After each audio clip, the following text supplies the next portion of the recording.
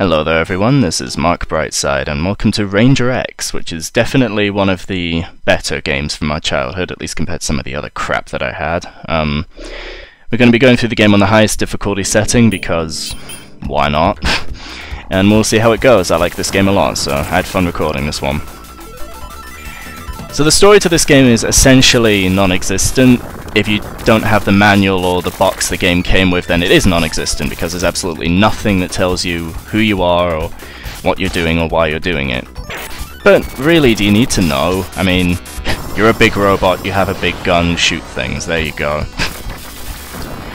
How the game is structured is, at the start of every level, it'll dump you off and commission you to find and destroy a set number of targets. You can see we had 7 at the start of the level. Targets are numbered underneath the map, and now we have 6. And the targets themselves are actually enemies, so they will try and defend themselves. And for the most part, the levels in this game are quite linear, so you are usually just going from left to right, but a few of the levels give you some alternate pathways you can take, so you'll always arrive at the same destination, but you've got a bit more freedom to explore. And the second level is I don't really want to say a maze, but it's not as linear as the rest, so you know, there's some variety. And one of the levels is even completely vertical. Ooh, yeah, this game's pretty wacky and random. How the game controls, yeah, it's got a bit of a weird control system where holding down, I think it's the A button, I don't know, I'm playing this on an emulator, yeah, let's call it the A button. Holding the A button will allow us to shoot forwards, holding B will shoot back, you can fly in any direction regardless of which way you're facing, and pressing C will let you use your special weapon. You can change which special weapon you have equipped by docking yourself in the little bike that's following us around. I think the bike has a name, but fucked if I can remember what it's called. At the start we have the flamethrower and these little ground-hugging torpedoes here, which is, it gives you some options at the beginning. We find more weapons as we go through the game anyway, so you don't have to use these if you don't want to. It gets a bit Super Metroid-y later on where we can get additional weapons, so that's fun. The game does reward exploration. 2 of the weapons are actually really well hidden. As you can see, I'm almost dead. This game is notorious for its difficulty. Playing on the higher difficulties, this game has 4 modes. You've got easy, normal, hard, and then heavy. Playing on hard just increases the amount of enemies you have to deal with and changes some of their positions around. And playing on heavy is essentially the same as hard, except enemies do a lot more damage to you. Here we're actually coming up against the first boss right now, and well, if this isn't a memorable looking first boss, then I don't know what is. I love this thing, it's so cool looking. I always remember this boss. I remember the first time I played this game actually, and having, you know, I already had a few Mega Drive games at the time, so I wasn't a complete sort of gaming idiot, but I was quite impressed by this. This is a cool looking boss.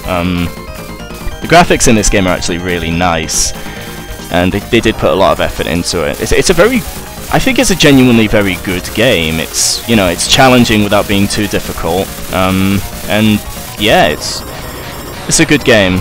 The first boss goes down really easily after you shoot his legs off. As soon as he's crippled by, you know, removing his legs, you can just sort of fly up and spray the flamethrower in his face. And that's the end of that. There are a couple of other things that are worth noting. The health bar that you have for your mech and the health bar for your bike are 2 completely different entities. So if you're 1 hit away from death, you can get in the bike and the bike will, you know, still presumably have full health. But on the other hand, if the bike is 1 hit away from death, you can get in it at full and then immediately die because the bike exploded, so that's something to look out for. But the bike is definitely helpful. You can, if you have a 6-button pad, or if you're just playing on an emulator like me, you can control the bike's movement to some extent using the other 2 buttons. But most of the time you won't need to, the bike does follow you quite well. If you're standing on top of the bike, you can dock inside of it by holding down. And this blue sort of pod thing up there, what it does is it exchanges your weapon's battery power for health. And believe it or not, the robot is actually solar powered. So if you're in a dark area, then your energy will drain a lot faster as you use the special weapons, but if you're in a brightly lit area, or if you're under direct sunlight, then your power will slowly recharge. And seeing as we're underground already, yeah, we have to keep an eye out for these little openings in the ceiling that we can shoot and let the sunlight through to replenish our weapons.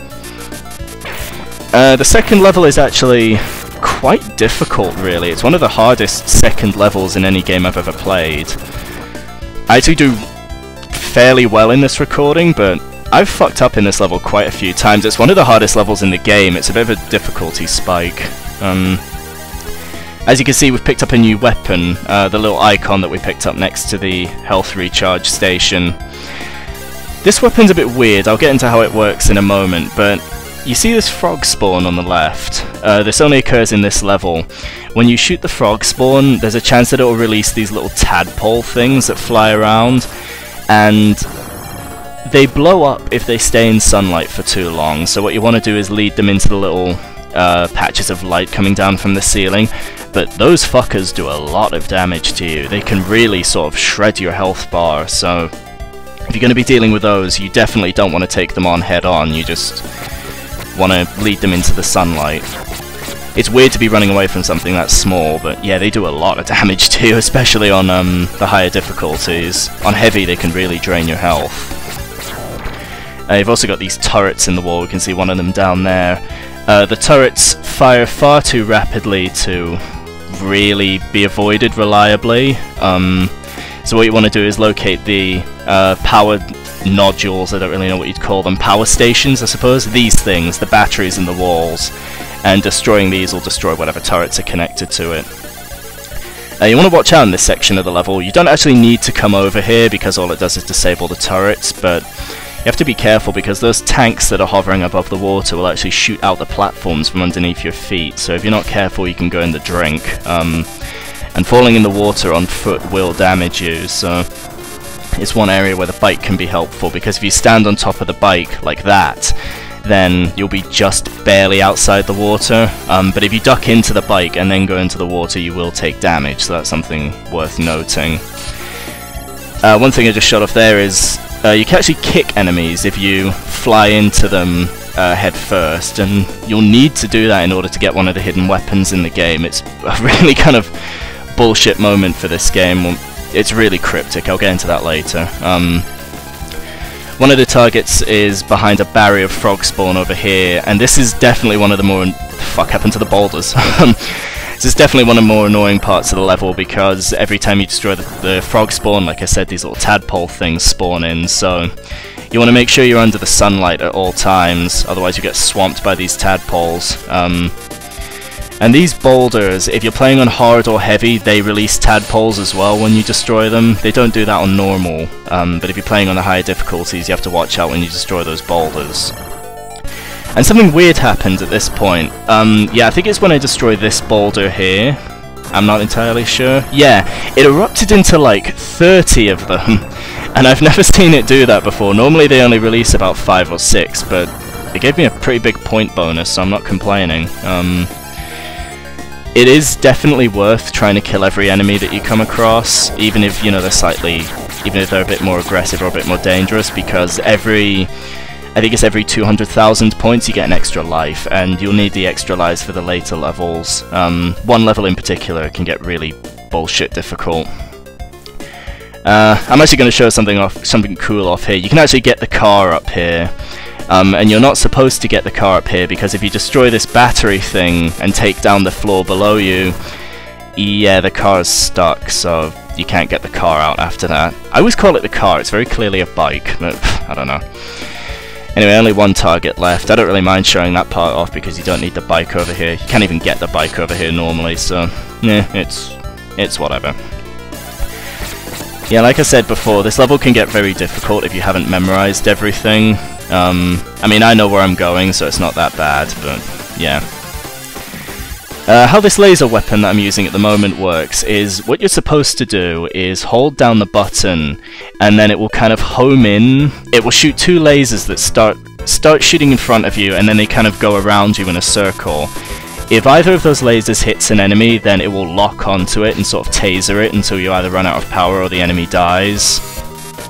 but the most effective way you can use it, honestly, is just to, instead of holding down the button, just mash the button and carry on shooting like you normally would, and it will give you essentially 3 extra projectiles, so that it's probably the best weapon in the game if you use it this way. There's one other weapon we'll be getting in the next level that's really good, but this is definitely the most reliable, and because you're constantly mashing the button instead of holding it down, you barely use any power at all, so you get a lot of life out of this weapon. Ooh, we're just kind of blazing through this level. Yeah, this level's weirdly easy after level 2.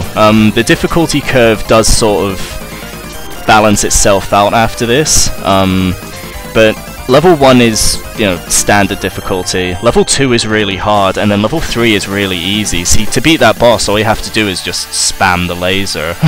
You will get hit, but the level's so short, you should have never taken any damage before that, so yeah, level 3 is really easy. I do quite like where we are now. This is the forest level. I don't think any of these levels have names, so yeah, whatever, level 4, I don't care. But in here, we actually don't have the bike with us. I almost said the car again. I'm going to keep calling it the car, but whatever. We don't have our little friend with us. Instead, we have a kind of weird sort of gunship thing up here. And it functions similarly, so you can dock inside of it and change your special weapons that way. But it's not as useful because it doesn't have its own health bar, and it can be a bit slow in following you. Also, you can't control it in any way, it just sort of shoots whenever it feels like it, so I'm not really a big fan of the levels where we have the gunship, but hey, it's there, I suppose. It's a bit of extra firepower. This level's actually really fun because they essentially put you in a very linear area with lots of weak targets. Almost all of the enemies in this area can be killed in 1 or 2 shots, so you can just kind of go wild and just spray bullets everywhere, or lasers or whatever. And contrary to what you might think, having played the underground level, you can actually recharge your weapon battery when you're below the tree line. It just happens a lot slower. If you want to recharge your weapon really quickly in this, then just fly above the trees into the sunlight and that'll do you. Oh, what else can we talk about? This level's kind of slow. One weird thing about this level is that the targets aren't already there in the level, they kind of drop in at certain points, so you might have noticed at the start I was sort of faffing around and killing all the smaller enemies. That's because the targets hadn't actually dropped in yet. One thing that is sort of noteworthy is on the higher difficulties, they remove some of the health pickups. I think I already mentioned this, but yeah, whatever. How the health pickups in this game work are they exchange your weapon battery for health, so as you can see now I'm at half battery for the gun. If I were to pick up a health unit, it would replenish half my health bar. So nothing's for free in this game. But they remove most of the health pickups on hard and heavy mode. I haven't actually played hard mode, I just watched a playthrough of it. I mean, there's not that much different between hard and heavy, so yeah, I just figured I'd go for the highest difficulty. Why not? This level's really good to try and get extra lives in because there are so many targets here and you can get a lot of bonus points if you just keep mashing the button as you go forward. So you can just sort of march forward like the Terminator and destroy everything in your path. This game is really fucking loud as well, so I'm gonna have to make sure to turn down the volume after this. I'm listening to it through headphones at the moment, and it's kind of excruciating. It's a bit terrible. And this is at the lowest volume setting for my computer. This game's really fucking loud, especially the explosions. Anyway, that shit was a level. We picked up a new weapon in there, but I didn't actually show it off. I don't really find that much use for it. It's this little... Oh yeah, by the way, giant octopus. I don't know why either. But yeah, the weapon I picked up in the stage we just passed, it's this kind of robot falcon that when you fire it out, it'll home in on any enemies that are nearby you and pretty much instantly destroy them. It's really good in one level, but aside from that, a lot of the time I forget that I even have it. It's a good weapon, but I don't really use it as much as I probably should, so... it's okay. I mean, you have quite a lot of options in this game because every weapon does function really differently, so I tend to forget the falcons there, but that's just my preference. Anyway, what the hell is this thing? If you want to damage it, you have to It's only vulnerable when its eye's open, but if you shoot it as soon as it opens its eye, it'll close it a bit faster, so you want to let it stay open for a moment. And after you've sunken the thing... After you've destroyed the first form, it'll do this and start flying around the arena. I think I've been hit by this thing about 3 times. It looks like it would be really difficult to dodge, but it really isn't, because you can just sort of... Here's what you do. Lead it to the top left and the top right corner, and then just drop and walk under it, and you should never ever get hurt by this. It can take a while to die because the weird sort of frog spawn things absorb your bullets, but it's not hard. This boss is really weirdly easy. Yeah, you can see that's the normal use of the laser where they circle around you, but yeah, why would you ever use it that way? Okay, this is definitely one of the more difficult levels in the game. This is the skyscraper. I actually had to do a bit of editing here because I got kind of pissed off with it. I'll explain why when I get there. Essentially, you're climbing straight upwards here, and there are little platforms along the way to replenish your flight meter. I don't know if I've mentioned that, but I assumed it was fairly obvious. You've only got a limited amount of airtime, and you've got like a little temperature gauge in the lower right. But every time you destroy one of the targets, which is these weird gargoyle head things, they create a little platform that you can rest on and replenish your air meter, and you've got these weird sort of jetpack guys that look like Firefly from Batman chasing after you. But all in all, this level isn't that hard, but there's one irritating thing about it. You see the windows on the right-hand side that you can destroy by shooting them? Yeah, there's a weapon hidden in one of these windows, and I didn't know about this before I started recording the game. I think I found out yesterday that there was a weapon hidden in one of these windows, and the person that told me there was a weapon in one of these windows said that it was randomized, so you just had to shoot all of the windows, and, you know, keep shooting the windows until you find the one that has the weapon inside of it. You are a goddamn liar, good sir, because it's always in the same window. And I ended up wasting my time shooting all of these individual windows because I thought, oh, it's randomized, it could be in any one of these. But no, it's always in the same one, so yeah, I know better now, but god damn it. Yeah, it was on some, like, strategy wiki thing. It said, oh, you know, it's randomized, so shoot all the windows. No, it fucking isn't. I found the window it's in. It's been in the same window in every... never mind. I don't actually know what those things crawling on the walls do, because they fire these little yellow energy balls at you, but they don't do anything. They don't hurt you, so I'm not really sure what the point of them is, but you can destroy them for extra points, and, you know, why wouldn't you? The targets in the level, these gargoyle things, they shoot out the little mines that you can see there, and those mines do a hell of a lot of damage, so you don't want to let them get too many on the screen. I've seen them get like 7 or 8 on the screen before, but if you destroy the target, then all the mines go with it, so yeah, it's not that bad. Anyway, I'm speeding up this section here because there's one big difference between normal and hard mode in this part of the level. At this section, there are no platforms on the side of the building that you can jump onto to replenish your flight meter. On normal mode, there are these little hovering platforms, like just in the black void, and you can jump on those, and they do sink, but they give you enough time to replenish your flight meter, so you can get up to the next platform. On hard and heavy, there are no platforms, so you have to make the jump in one go. If you just fly straight upwards, you will not have enough meter, so what you actually have to do is you have to hold down to duck, and then if you sort of rock the D-pad from down to up, you actually get extra height from it, a bit like doing the super jump in Mario 2. Anyway, there's the secret weapon. It's in the 3rd window below the really tall jump, so yeah, I'll be showing that off in the next fight. But that stumped me for a while, because I went through this on normal, and, you know, I just, oh, okay, there's the platforms, I can use those to get up here. Hard and heavy? No platforms, fuck you. Fuck you, player. But as soon as you find out you can do the super jump trick, then it's not that bad. I think I do end up dying here, because I'm getting impatient by this point. I've been playing the level for a lot longer than I wanted to, and I think I end up hitting one of the mines. Yeah, I'm almost dead here. Yeah, I'm cornered now, I'm fucked, so I should have just, like, run into it, except there was no way I could get out of that, so I don't know why I was waiting, but Yeah, I don't really like this level all that much. It tends to outstay its welcome, and yeah. But hey, you know, it's one bad level, like, whatever. I do enjoy this game for the most part, even the one really difficult level that we haven't gotten to yet. I had sort of planned on making this a no-death run, but then I just thought, no, it's not worth it.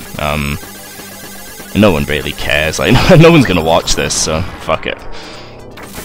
Here, with a final target destroyed, the level's over. I haven't mentioned yet, but when you take out the final target in a level, you're actually invincible, so if there are any enemies still left alive, you don't have to worry about those, just kill the target and you'll be fine. Yeah, this is actually a boss, so you wouldn't know that at first glance. The boss is in, like, underneath this platform here. So what you want to do first off is, there are 5 turrets dotted around the arena. You want to make sure to take these out just so that nothing's shooting at you and you can deal with the boss effectively. And first time playing this, you might feel a bit confused, because the boss, as soon as I actually decide to get my ass down there, I'm changing weapons, whatever. The boss is not the big pink ball there. You actually want to shoot the metal component thing that's opposite it. And if you end up shooting the pink ball by accident, the ball will lash out and smash you in the face. It does a lot of damage if it hits you. But here I'm going to demonstrate the weapon that we picked up in the previous level, the photon cannon, which completely drains your power level. And I knocked my headset there, I hope that didn't show up. But it completely drains your power level, and it's effectively a screen nuke, so it will kill everything from the left to right side of the screen. Not the most useful weapon in the game, but it's good for that particular fight, and for the next boss, actually. This is the hardest level in the game. You can see there's a bonus weapon down there. See these searchlights dotted around?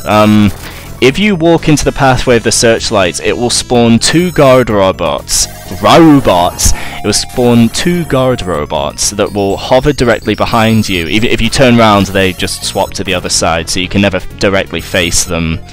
And they do a fair amount of damage to you quite quickly, so definitely avoid getting hit by the searchlights. This level's actually really difficult, because you've got the searchlights to contend with, and the targets themselves are these things that look like Dragon from Super Metroid.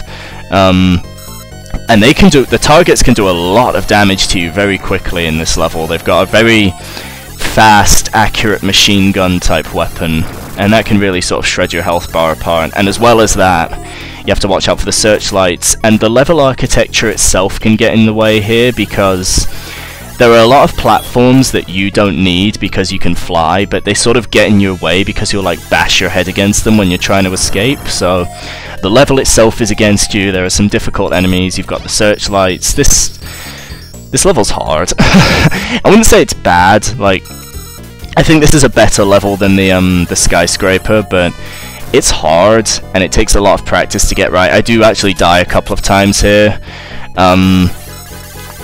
This isn't my best attempts recording this level, but I'd done well up until here, so I didn't really want to have to redo it, and I haven't been save stating because, yeah, well, there's no point doing a high difficulty playthrough of a game and then using save states, so that seemed really pointless to me. Please excuse the fact that I burped.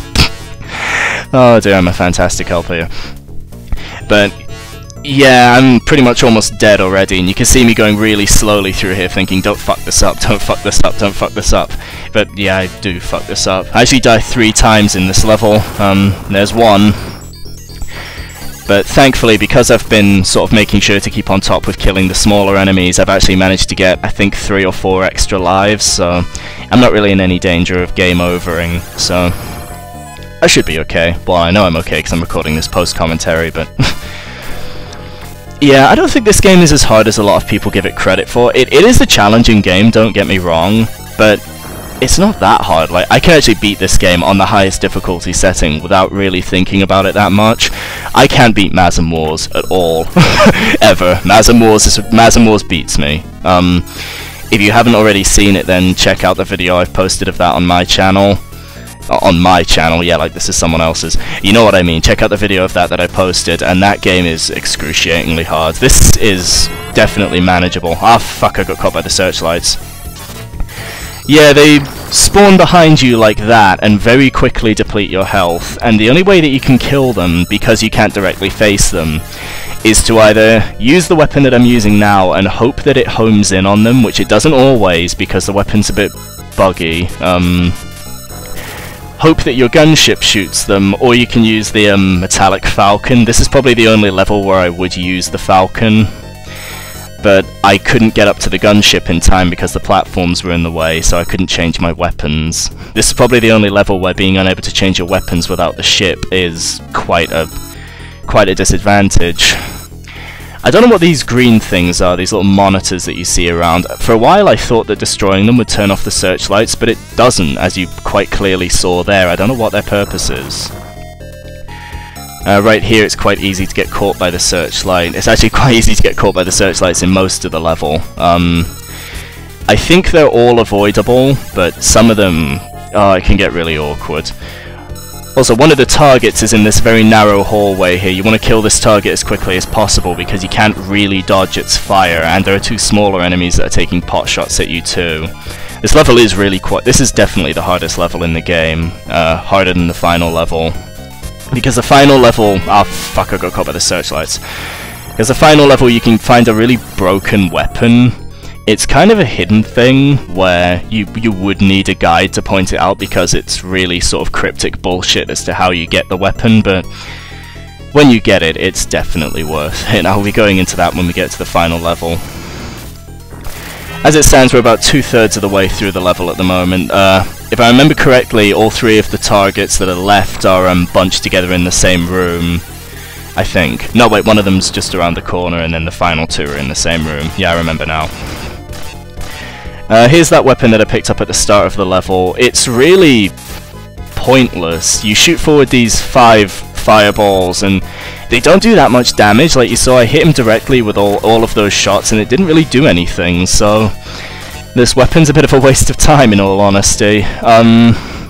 They just kind of throw it to you right at the start of the level, and I've never really found a situation where you'd want to use it. It sucks. It takes up a lot of power as well. It's just not worth using. See, we're coming up to the end of the level now, and once again I'm kind of shitting myself thinking, oh come on, don't die a third time. And there's only 2 targets left, so I can get through this. But yeah, there's disaster ahead. At this point, you see the little health restore in front of me. I want to use that to recover my health, but my power meter is still low, so instead of just standing in the sunlight and waiting for it to refall, I just use the fast forward feature on my emulator. I don't even consider that cheating, because I could achieve the exact same thing just by standing still for about 2 to 4 minutes. Why would I need to do that? Why would I ever want to do that? I can just use the fast forward feature. You're not missing anything, though. Ah, fuck, I got caught by the searchlights again. Why did that one spawn 3? I don't know. But yeah, at this point I was thinking, okay, just get the level over with, because if I can kill the last target, then I'll become invincible, and, you know, all of this shit won't be able to touch me. But just as I'm about to kill the last target, something kills me first, and I was so pissed off when that happened. I have no idea what hit me there. Something hit me from off screen, and I ended up dying just before the invincibility kicked in, and I was so annoyed at that, because it meant I lost 3 lives in the same level. Anyway, to get my revenge, photon cannon! Yeah, I love this part. What you're supposed to do against this boss is follow it all the way to the end of this corridor, at which point it will advance against you and try and push you up against the far left, so you have to destroy it before it does that. But as soon as the level starts, just use the photon cannon and you'll completely skip the first phase. You're not missing much. It speeds up the process a bit and makes this a lot easier. This isn't that hard anyway. But it's definitely worth doing. It's a fun little trick you can do. And also, despite the fact that, you know, you'd think being out of sunlight we wouldn't be able to recharge our power in here, for some reason we can, so I'm just going to let rip once again and take off another 1/3 of his health. If you don't have the photon cannon, this boss can be a bit annoying, but if you have the photon cannon, just use it. And I got another extra life for killing him as well, so... killing him. Yeah, it has a gender now. If I'm correct, I think this is the final level. Yeah, this is the final level. Okay, bullshit secret time. Right at the start of the level, there are these little robot buddies here with shields. and if you fly into them, you can kick their shields off, and that's the easiest way to damage them, because as long as they have their shields, they deflect your shots. But here's the thing, what you want to do is get behind them, get into the bike, and just repeatedly ram them against the left side of the level, and eventually one of them will drop a weapon. How on earth was anyone ever supposed to figure that out? How did anyone figure that out? That's some cryptic bullshit right there. Saying that, the hidden weapon is the most awesome thing ever. It's a defensive shield that makes you completely invulnerable, and anything you touch will sustain damage very quickly, so easiest way to kill an enemy in this game: equip the defensive shield, fly right into the fucker, and just electrocute them. This weapon is so game-breaking, it's unbelievable. I kind of feel bad for using it because this is supposed to be like a high difficulty playthrough, but hey, they give you the weapon for a reason. Well, they don't really give you it, they make you find it, but fuck it. Why not? It's there. It does drain power really quickly, but it's manageable. I'm gonna completely skip this fucking section here using the defensive shield. What you're supposed to do there is ride on top of the bike and sort of time your movements to avoid the landmines that are floating in the air. Shut up, you know what I meant. But to avoid the little floating mines. But if you have the defensive shield, there's no reason to do that. You can just fly straight through everything. The targets in this level are these things, these robot starfish. They're just kind of there. There's a bunch of them though, there's like 20 of them I think. But they do sort of throw them right in your path anyway, so you never have to search for them. What I'm doing here is actually controlling the bike manually in order to ram into these little robot guys down here. I don't really need to do that, but it's kind of fun, because the bike will only sustain damage when you're inside of it. So if you're controlling the bike separately from the main body, then the bike effectively is invincible. I've been saying effectively a lot. It's my new absolutely for anyone that's watched my Cruel Spot Let's Play. I would say we're about halfway through this at the moment. One thing I forgot to mention completely is that when you dock inside the bike, the laser gun from the bike and the laser gun from you actually fire at the same time, so you get kind of a double, like a rapid fire feature as it were. And the bike's laser will actually home in on any target that's sort of vaguely nearby. So if you need to hit something that's, you know, slightly above your line of sight, you can get in the bike and it'll probably home in just fine. One thing to bear in mind is that when you're passing behind... I got stuck on the enemy. One thing to bear in mind is that when you're behind these little sort of metallic curtains, your power won't recharge, so you don't want to use the shield there, because the shield really drains through power quite quickly. Shield is so broken. I love the shield. Although, I can't believe they did that, making you kick an enemy against the wall. None of the others drop anything, it's only the first two. And it's even more cryptic because there are 4 of those guys at the start of the level, but it's only one of the first 2. It's so stupid. These electric barrier things, they will damage you if you fly into it without the shield, but you can destroy them just by shooting the little black cube that they're connected to. I like how I almost got completely destroyed by that there. Yeah, cheesing this with a shield. There's actually a way you can get the... I almost said the bike again, the car rather. I don't know. There's a way you can get the vehicle stuck here. It's if you just pass through it by using the electric shield. For some reason your bike won't follow you. Even though the bike can pass through the electric barrier, it just gets stuck. And that's rather annoying because you really don't want to have the shield when you're fighting the boss of this level, because it just doesn't really work out well. Here you actually have to use the homing torpedo, not the homing torpedoes, but the ground torpedoes if you want to get that health pickup. And there's me accidentally shooting it again.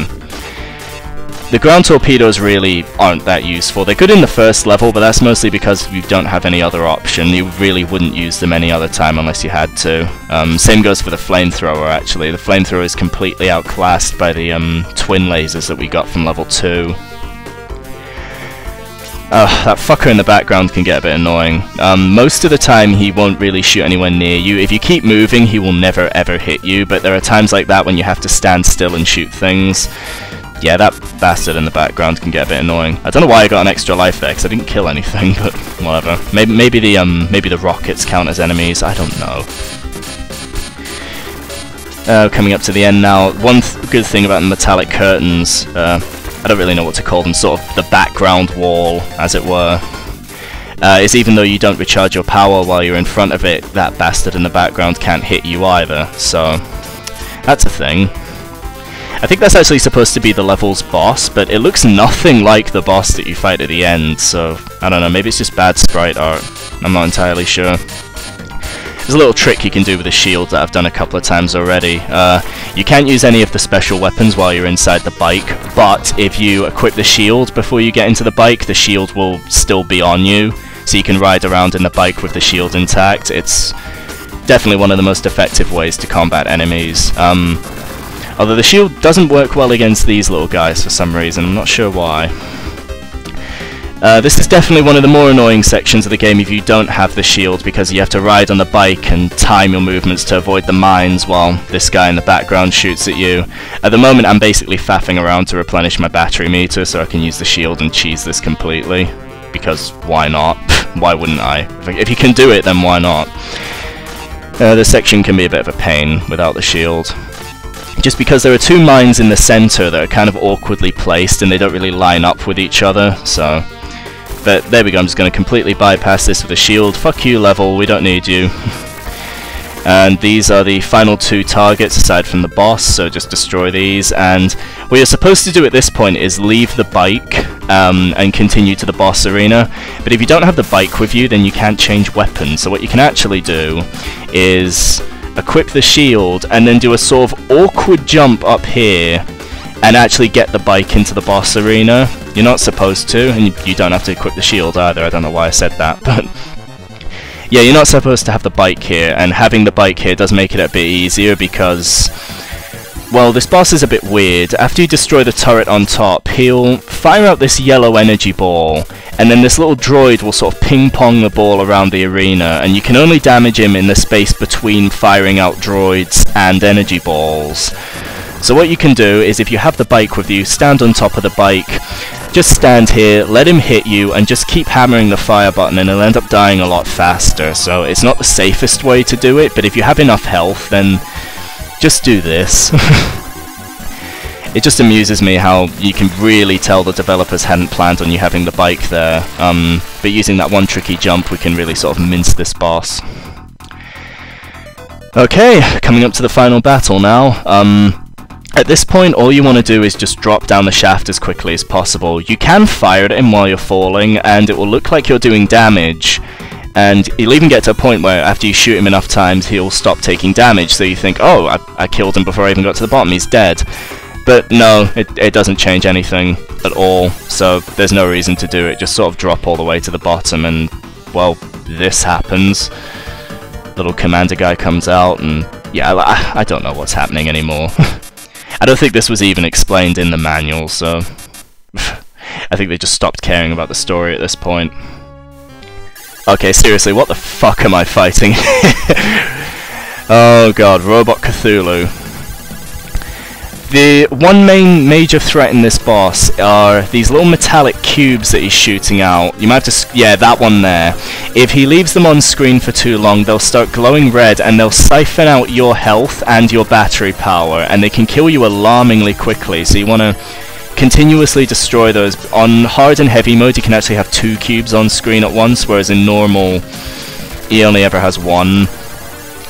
And after you take off the first third of his health, he'll put this barrier in place that stops you from shooting him directly. And what you're supposed to do is guide the barrier into knocking these red balls back at him. But the best way to do this is just to duck inside the bike and use the bike's spring jump feature to do that. And here I'm just going to speed up the fight a bit using the proton cannon, or photon cannon, or whatever the fuck it's called, I don't know. And at this point, seeing as my main robot health bar is pretty much dead, I'm just gonna milk the bike's health bar until the proton cannon recharges. Or do I use the shield? No, I use the shield. Single easiest way to kill any enemy in the game, just fly into the fuck over the shield. And with an extra life, that was Ranger X. the very weird case of me revisiting a game from my childhood that I enjoyed as a kid and having more fun with it now than I did back then, because all the other games that I've revisited, there's definitely been some nostalgia goggles over them, but no, this is still fun. I would really recommend this game. It's really good fun. Probably one of the best Mega Drive games I've played, to be honest. It's really good. Not too much to say. Anyway, thank you for watching. If you've actually suffered through all 40 minutes of this, I didn't think it was going to go on for this long. My test recording went to almost an hour, so yeah, let's just be grateful I didn't keep that one. But yeah, thank you for watching. Hope you enjoyed, and I'm just going to leave you guys here with the credits and this really nice song, actually. So yeah, if you enjoyed this, keep an eye out for more. I might do sort of one video Let's Plays again, I don't know. Anyway, this has been Mark Brightside, and this has been Ranger X. Take care everyone, and good night.